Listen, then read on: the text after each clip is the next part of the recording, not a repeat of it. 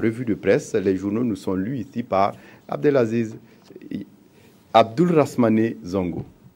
Les étudiants marchent contre le silence des autorités.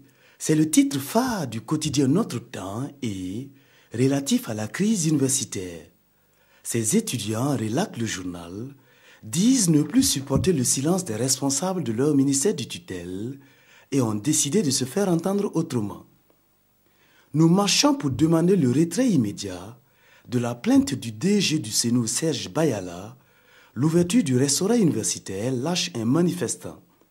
Dans la même veine, le journal Le Quotidien affiche à sa manchette du jour le départ du DG du CNU toujours exigé, une phrase qui corrobore les propos d'un étudiant selon lesquels nous demandons la démission du DG du CNU.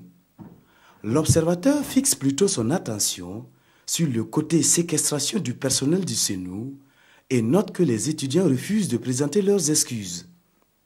Et pendant ce temps, les radiés de 2011 martèlent dans les colonnes de l'Express du Faso, je cite, « Nous demandons notre réintégration dans les plus brefs délais, sinon... » Policiers et militaires radiés en 2011 à travers une conférence de presse exigent leur réintégration, rapporte aussi aujourd'hui au Faso, qui constate également l'annulation du 11 décembre à Kaya. La même actualité est traitée par le quotidien d'État Sidoya sous le titre « Les festivités du 11 décembre à Kaya, reportées en 2016 ». L'ambassadeur américain en visite au Conseil national de transition, lui, s'interroge dans les éditions Le Pays de la sorte.